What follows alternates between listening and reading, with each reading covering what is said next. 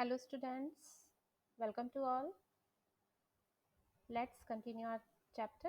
This is fourth chapter. In my last video, I've told you about the chemical properties of metal and non-metal.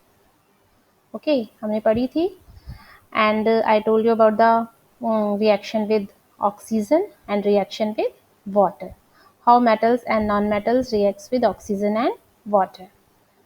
What they made? They made oxides. Oxides बनाते हैं.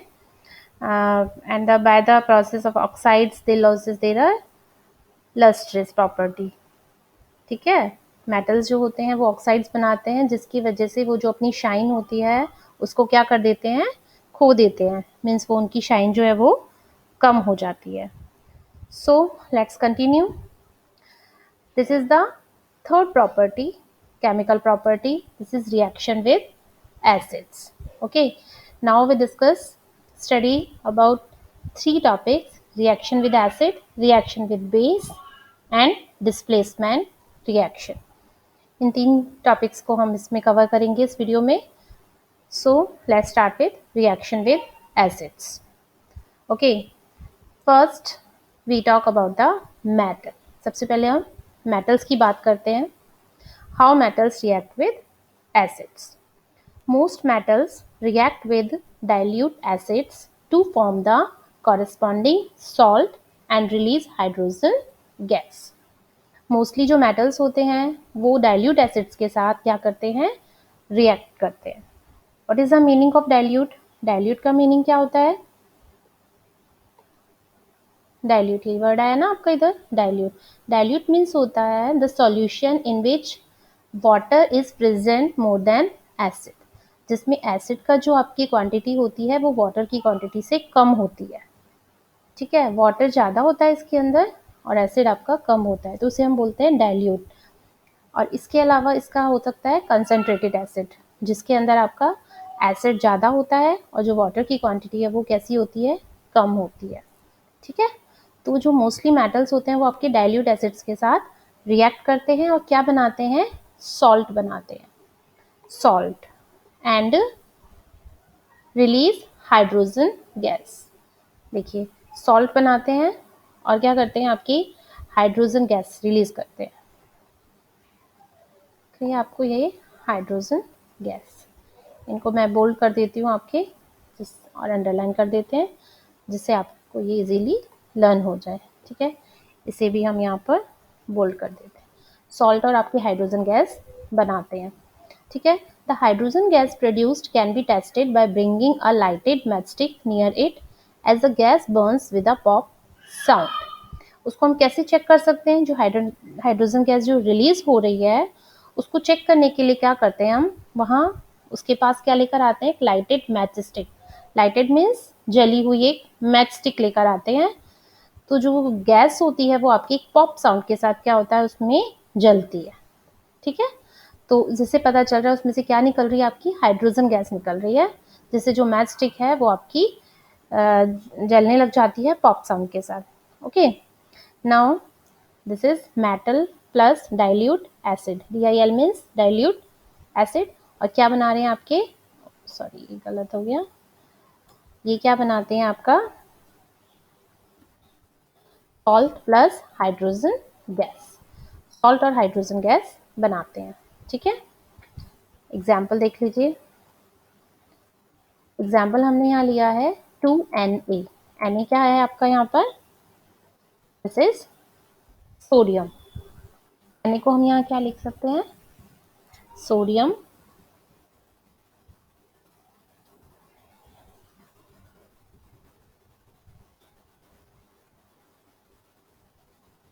Na sodium है. HCl आप जानते हैं, this is hydrochloric acid. ये क्या बना रहा है आपका, यहाँ क्या बन रहा है, ये 2NaCl. This is sodium chloride.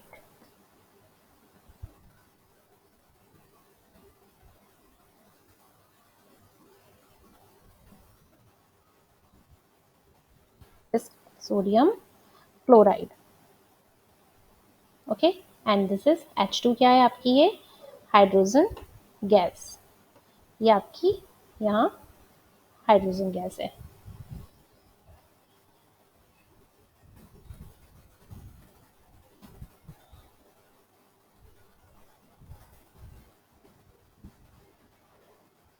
इसको नहीं लिखते हैं, केवल यहाँ हाइड्रोजन लिख देते हैं, ठीक है। Okay, this is sodium. When sodium react with hydrochloric acid it's forms NaCl, sodium chloride and hydrogen gas release हो रही है. नेक्स्ट हम यहाँ देख सकते हैं Zn. Zn क्या होता है आपका? जिंक.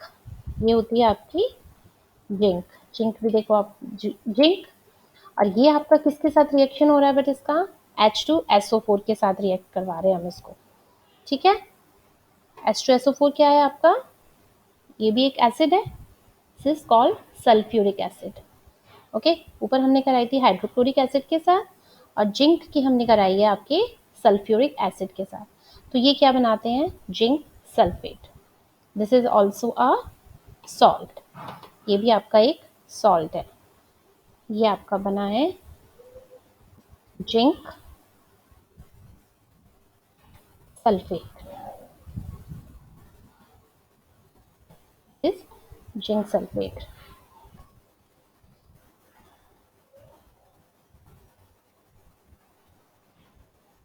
ओके, इसको ले आते हैं थोड़ा.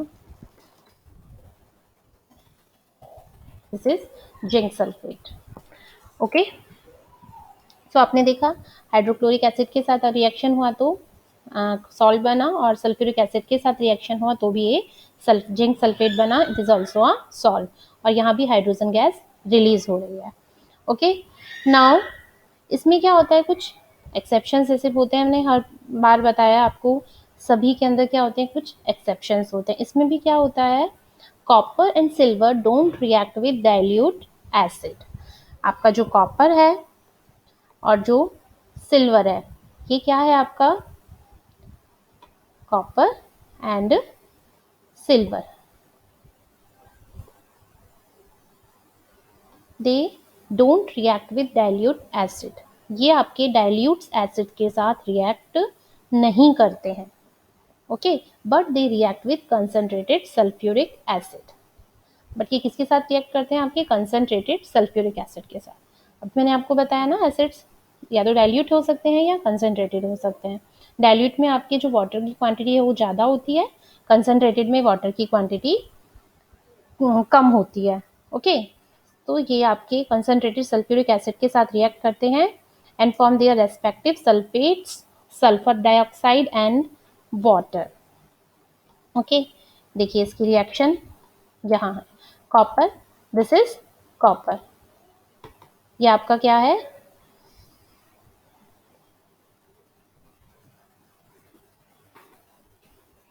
कॉपर है.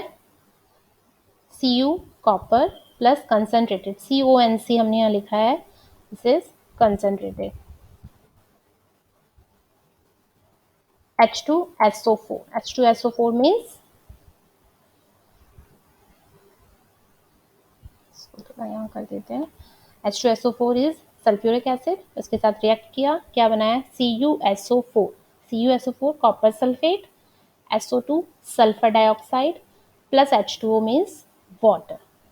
ओके, तो ये आपका क्या करते हैं, सल्फेट्स बनाते हैं, सल्फर डाइऑक्साइड बनाते हैं एंड वाटर बनाते हैं. कौन कौन से 2 मेटल्स हैं? Copper and silver.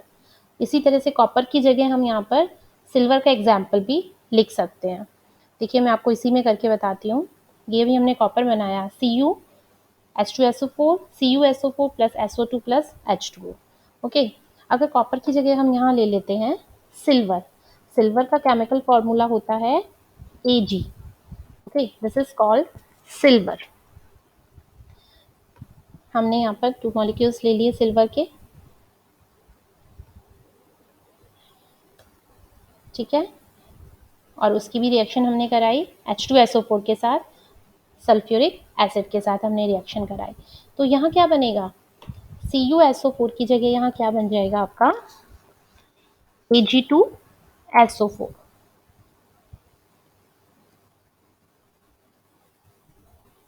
Ag2 को हम सेलेक्ट करके सुपरस्क्रिप्ट में लिख सकते हैं.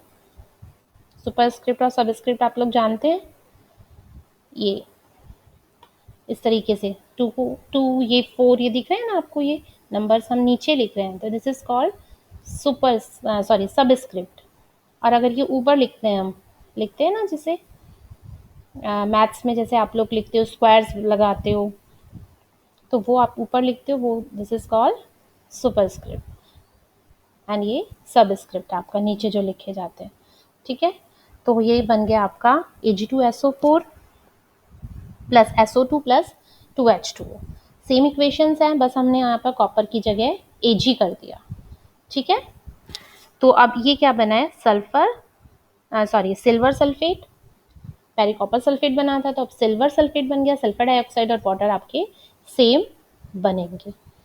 ओके, तो मीन्स ऊपर भी क्या बना रहे हैं, ये सल्फेट्स ही बना रहे हैं ना। जिंक की देखिए हमने जिंक का हमने H2SO4 के साथ रिएक्शन कराया तो भी जिंक सल्फेट बना है। ठीक है, लेकिन कॉपर और सिल्वर ये SO2 और बनाते हैं और वाटर और बनाते हैं, सल्फर डाइऑक्साइड और ये हाइड्रोजन गैस बना रहे हैं, लेकिन ये आपके सल्फर डाइऑक्साइड और वाटर बनाते हैं। So understand, this is metal when react with acids। जब मेटल एसिड के साथ रिएक्ट करते हैं तो सल्फेट्स बनाते हैं, सॉल्ट्स बनाते हैं और हाइड्रोजन गैस रिलीज होती है। So now we talk about the non metals. Non metals क्या होते हैं, generally they do not react with dilute acids. जो नॉन मेटल्स हैं वो आपके डाइल्यूट एसिड्स के साथ रिएक्ट नहीं करते हैं। Some non metals example carbon, sulphur, phosphorus react with concentrated acids to form their respective oxides। जो नॉन मेटल्स होते हैं वो भी आपके कंसनट्रेटेड एसिड्स के साथ ही रिएक्ट करते हैं, वो भी कुछ, ठीक है, सारे तो नहीं करते, बट कुछ नॉन मेटल्स ऐसे होते हैं जो आपके कंसनट्रेटेड एसिड्स के साथ रिएक्ट करते हैं एंड फॉर्म रिस्पेक्टिव ऑक्साइड्स। ये सल्फेट्स नहीं बनाते हैं, ये क्या बनाते हैं, ऑक्साइड्स बनाते हैं। लाइक वाटर और ऑक्सीजन के साथ रिएक्शन में हमने जब पढ़ा था तब भी वो ऑक्साइड्स ही बना रहे थे, तो इसमें भी ये क्या बनाते हैं, ऑक्साइड्स ही बनाते हैं when they react with acids। okay, now next is reaction with base। Basis के साथ जब रिएक्शन होता है तो क्या होता है, only a few metals example aluminium, zinc, lead react with strong bases like sodium hydroxide and release hydrogen gas। ठीक है, जो मेटल्स होते हैं वो जो होते हैं वो स्ट्रॉन्ग बेसिस के साथ, जैसे लाइक आपके एल्यूमिनियम है, जिंक है, लेड है, स्ट्रॉन्ग बेसिस के साथ रिएक्ट करते हैं। स्ट्रॉन्ग बेस में जैसे हम ये ले सकते हैं sodium hydroxide, it is a strong base, आपका ये बहुत स्ट्रॉन्ग बेस होता है, इसके साथ रिएक्ट करते हैं तो क्या बनाते हैं, हाइड्रोजन गैस रिलीज करते हैं। सेम जैसे एसिड में हाइड्रोजन गैस रिलीज होती है, उसी प्रकार आपके सोडियम हाइड्रोक्साइड के साथ बेस के साथ रिएक्ट करते हैं तो भी आपकी हाइड्रोजन गैस रिलीज होती है। ओके, इसकी रिएक्शंस नहीं बता रही हूँ, जो रिएक्शंस होती हैं बहुत कॉम्प्लिकेटेड होती हैं, सो इसीलिए हम इसको अभी यहाँ पर नहीं लिख पा रहे हैं। नॉन मेटल्स भी जो होती हैं, reaction of non metals with bases are very complex. ठीक है, इजीली अभी आप उनको ना तो समझ पाओगे, आपके लेवल के नहीं है अभी वो, जब आप हायर क्लासेस में आएंगे then you read it. Okay, तब आपको ये अच्छे से समझ में आ जाएंगी, क्लियर भी हो जाएंगे आपको ये, तो तब आप इन्हें पढ़ लेना। अभी आप सिर्फ इतना समझ लीजिए कि जो मेटल्स होते हैं वो बेसिस के साथ रिएक्ट करके हाइड्रोजन गैस रिलीज करते हैं, और जो नॉन मेटल्स होते हैं दे नॉट रिएक्ट विद करते तो हैं, बट जो रिएक्शंस होती हैं वो बहुत ज़्यादा कॉम्प्लेक्स होती हैं। Okay, understand. चलिए एक हम बार बुक की और रीडिंग कर लेते हैं कि आपके बुक में क्या लिखा हुआ है। Let us see how metals and non-metals behave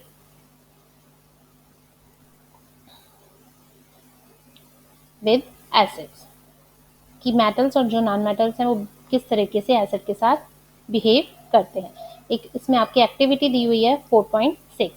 सबसे पहले देखिए वार्निंग दी हुई है। Warning means keep the mouth of the test tube away from your face. Use test tubes holder to hold the test tubes. whenever you do this activity, जब भी आप ये एक्टिविटी करें तो keep the mouth of the test tube away from your face. तो जो test tubes है जिसके अंदर भी आप रिएक्शंस कर रहे हैं उसको अपने फेस से थोड़ा दूर रखिए। क्यों रखिए, क्योंकि अभी मैंने बताया था इन रिएक्शंस में क्या निकलती है, बहुत ज़्यादा हीट जनरेटेड होती है और हाइड्रोजन गैस रिलीज होती है। ओके, तो आपका फेस भी बर्न हो सकता है।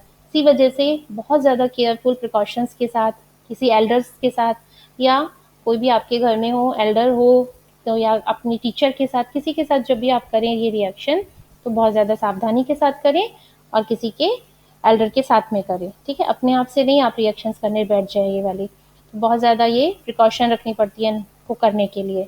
और टेस्ट ट्यूब को होल्ड करने के लिए आप एक होल्डर की हेल्प लें। ओके, अब देखिए एक्टिविटी क्या है, क्या करना है। Take samples of metals and non metals listed in table 4.5 in separate. ठीक है, आपको ये कितने इसमें दिए हुए हैं, ये टेबल दिख रही है आपको 4.5, इसमें आपके 6 अपना मटेरियल लिए हुए हैं। This is metals and non metals mix हैं। Magnesium metal, aluminium metal, iron metal, copper metal, ये चारों आपके मेटल हैं। Charcoal and sulphur, these two are the non metals. ठीक है, 4 टेस्ट ट्यूब्स में आपने मेटल्स के लिए लिए और 2 टेस्ट ट्यूब के अंदर आपने क्या लिया, नॉन मेटल्स लिया। तो उसमें आपको ये टेबल को फिल करना है कि reaction with dilute hydrochloric acid, कि ये सब, इन सब की जब हम हाइड्रोक्लोरिक एसिड के साथ, डाइल्यूट हाइड्रोक्लोरिक एसिड के साथ रिएक्शन करवाते हैं तो क्या होता है, and reacts with dilute sulphuric acid, और सल्फ्यूरिक एसिड के साथ करवाते हैं तो क्या होता है।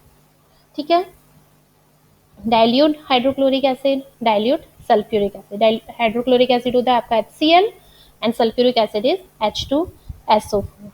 ठीक है, इसमें ये charcoal and sulphur, these two are the non metals. अभी मैंने आपको बताया non metals do not react with dilute acid. Dilute acid के साथ तो ये रिएक्ट करते ही नहीं है। ठीक है, तो इन दोनों की रिएक्शन तो आपकी नहीं होगी। कॉपर, कॉपर भी आपका डाइल्यूट एसिड के साथ नहीं करता, ये ओनली कंसनट्रेटेड एसिड के साथ करता है, तो कॉपर की रिएक्शन भी नहीं होगी। इन तीनों की आपकी जो रिएक्शंस है वो हो जाएगी, अभी मैंने आपको अभी करके बताया था। इसमें मैग्नीशियम, एल्यूमिनियम, आयरन, इसी तरीके से आप कर सकते हैं, इनके सल्फेट्स बन जाएंगे। मैंने आपको देखिए यहाँ सोडियम के साथ बताई थी,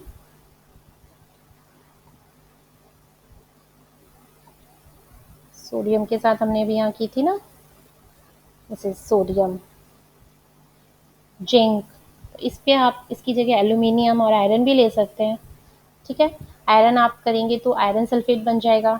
जिंक की जगह आप Fe ले सकते हैं, एस, और यहाँ पर ZnSO4 की जगह आपका FeSO4 बन जाएगा। जिंक सल्फेट बन जाएगा, सॉरी आयरन सल्फेट बन जाएगा और हाइड्रोजन गैस रिलीज हो जाएगी। ठीक है, तो ये ही होता है आपका, ये सारी रिएक्शंस हैं, ये सब मैंने आपको भी इधर एग्जाम्पल देके बताया है। तो इनको, इन्हीं दोनों रिएक्शंस की तरह आप इन दोनों को भी लिख सकते हैं। Okay, now let's back to your book। ठीक है, अब इसमें क्या किया है, test tubes and label them as ABCDENF।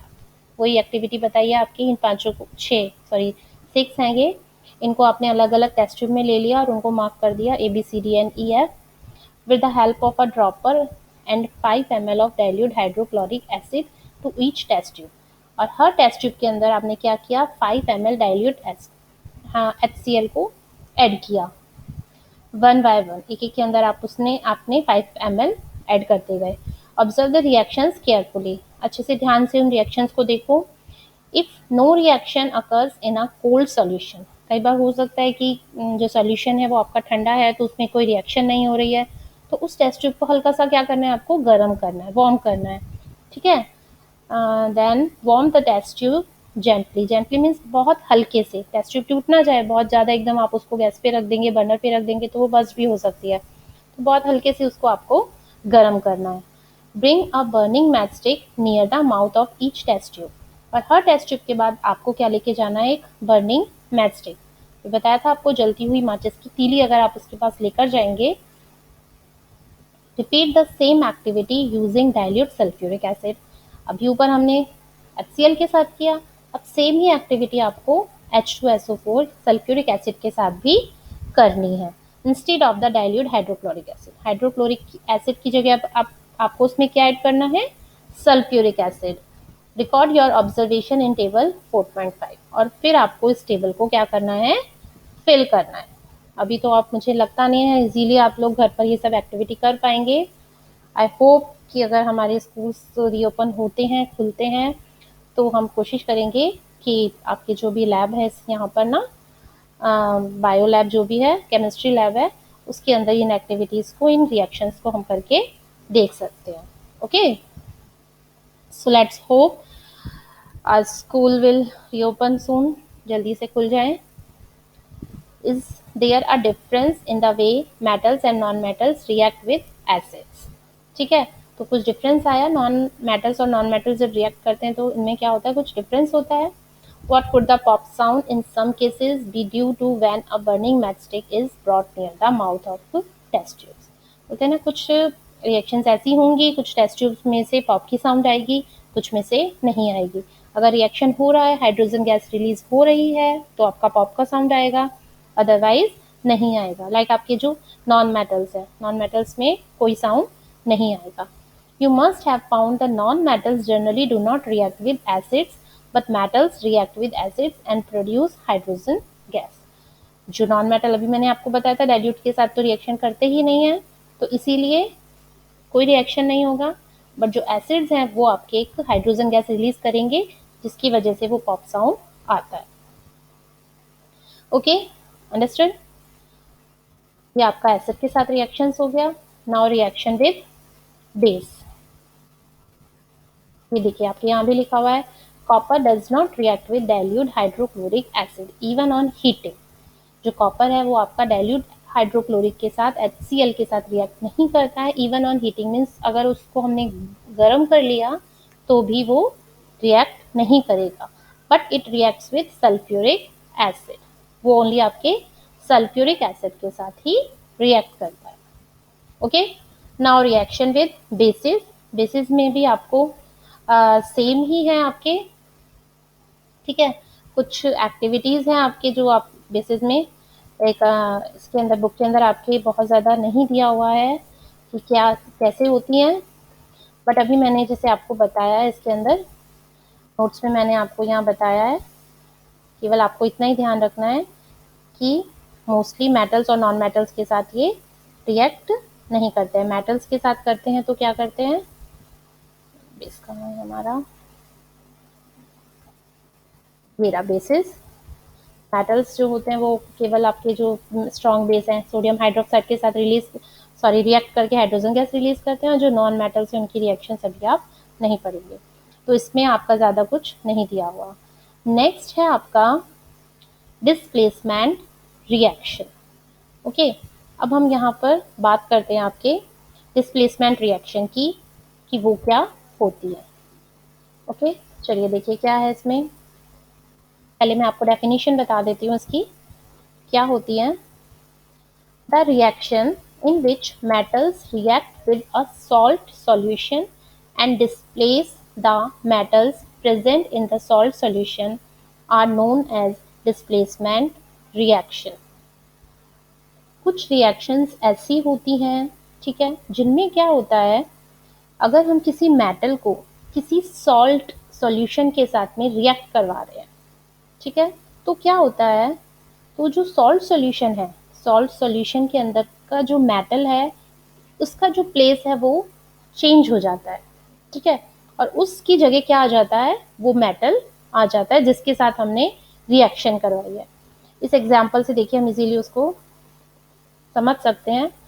Like zinc, this is क्या है आपका, ये जिंक है,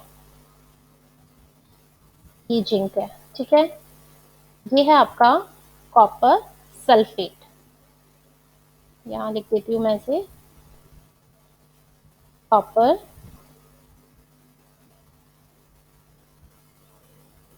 सल्फेट। ओके, चलिए थोड़ा गैप दे के लिख देते हैं। दिस इज जिंक सल्फेट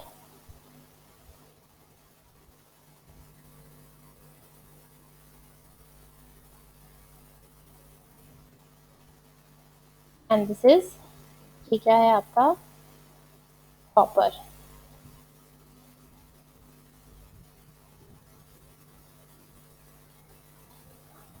चलिए देखिए इसमें आपको लग रहा है क्या हो रहा है, जिंक इज अ मेटल, ठीक है, ये हमारा एक मेटल है। Copper sulphate is a salt solution, ठीक है, ये हमारा सॉल्ट सॉल्यूशन है कॉपर सल्फेट का। मेटल की हमने सॉल्ट सॉल्यूशन के साथ रिएक्ट करवाया तो क्या होगा, देखिए यहाँ क्या हो रहा है, कॉपर सल्फेट में से कॉपर निकल के, दिख रहा है आपको यहाँ पर अलग आ गया, कॉपर सल्फेट है ये, कॉपर सल्फेट में से सिर्फ सल्फेट, कॉपर यहाँ से निकलकर अलग आ गया, और जो जिंक है, जिंक आपका कॉपर की जगह पे रिप्लेस हो गया। मीन्स जिंक जो कॉपर है, कॉपर की पोजीशन रिप्लेस हो गई है किससे, जिंक से। कॉपर यहाँ से हट गया और इसकी जगह किसने ले ली, जिंक ने ले ली। जिंक सल्फेट बन गया और कॉपर आपका यहाँ पर अलग रह गया। दिख रहा है ना आपको ये, this is called displacement reaction. क्या होता है इसमें, when a highly reactive metal, okay, replace the less reactive metal. जो आपका जिंक है वो हाईली रिएक्टिव है, उसने क्या कर दिया, लेस रिएक्टिव, कॉपर जो है आपका कम रिएक्टिव है, तो उसने उसको रिप्लेस करके उसकी जगह पर आ गया और कॉपर को उसने यहाँ पर अलग कर दिया, ठीक है। तो ये होती है आपकी डिस्प्लेसमेंट रिएक्शन। मीन्स एक मेटल ने दूसरे मेटल को रिप्लेस करके उसकी जगह पर आ जाता है। अगर इसी रिएक्शन को हम रिवर्स करें तो वो पॉसिबल है या नहीं है। मीन्स अगर हम यहाँ लिखें, हमने जिंक प्लस कॉपर सल्फेट कराया, हम यहाँ लिखें कॉपर प्लस जिंक सल्फेट,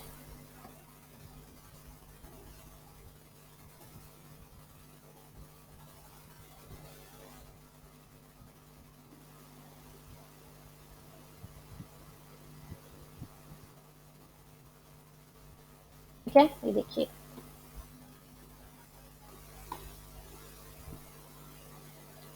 ये हमने रिएक्शन क्या कराई है, अभी रिवर्स करा दिया। इसको कॉपी कर लेते हैं और यहाँ पेस्ट कर देते हैं। ये तो कहाँ आ गया, इसके ऊपर लेके चलते हैं।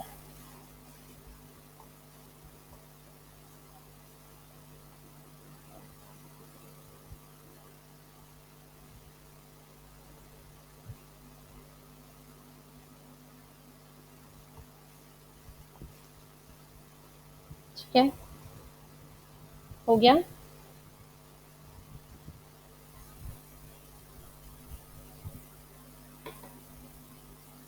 ये तो आपको लगता है यहाँ पर कॉपर सल्फेट बन जाएगा और जिंक वापस अलग हो जाएगा।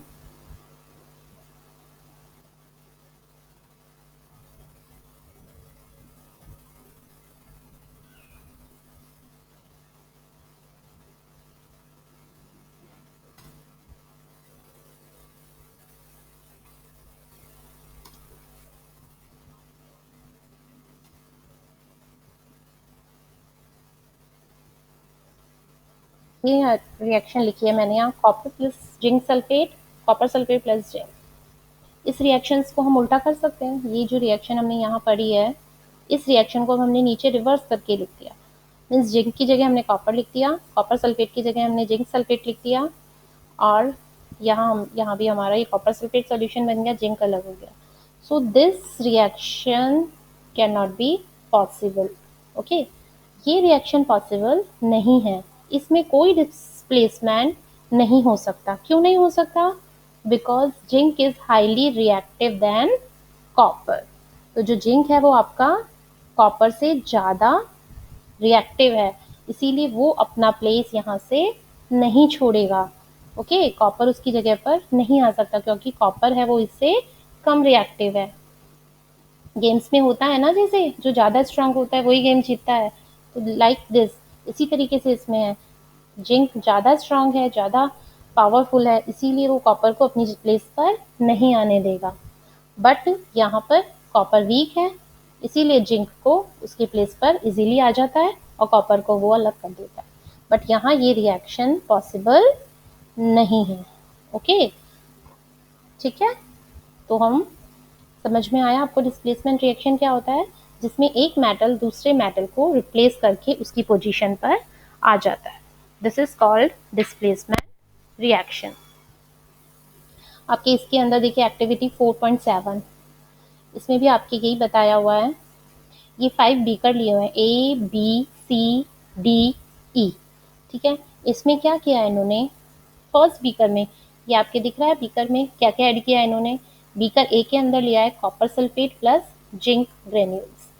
फर्स्ट बीकर में है आपका कॉपर सल्फेट और जिंक, बी में है आपका कॉपर सल्फेट प्लस आयरन, सी में है आपका जिंक सल्फेट और कॉपर, फोर्थ में है आपका आयरन सल्फेट कॉपर। ये यहाँ लिखा हुआ है देखिए आपके बीकर ए में क्या है, बीकर 2 में, बीकर सी, बीकर डी, बीकर ई। ये पांचों आपके बीकर्स के अंदर जो जो प्रेजेंट है सब्सटेंस वो यहाँ पर लिखे हुए हैं, ठीक है। इसमें क्या किया इन्होंने,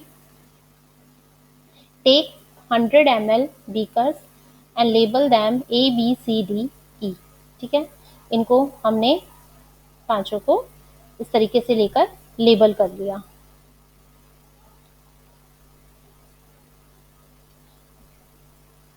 Now take about 50 ml of water in each beaker. Dissolve in each beaker a teaspoon of each substance as indicated in 4.6a. ठीक है, इसमें थोड़ा थोड़ा सा हमने वाटर ऐड किया और इन सब जो सॉल्यूशंस है, सॉल्यूशन बनाने के लिए वाटर ऐड करना पड़ेगा, तो सब में हमने वाटर ऐड किया और ये जो भी सब्सटेंस हैं बीकर में रेस्पेक्टिवली हमने उनको डाल दिया। उसको फिर हमने थोड़ी देर के लिए ऐसे ही छोड़ देंगे इसको, ठीक है।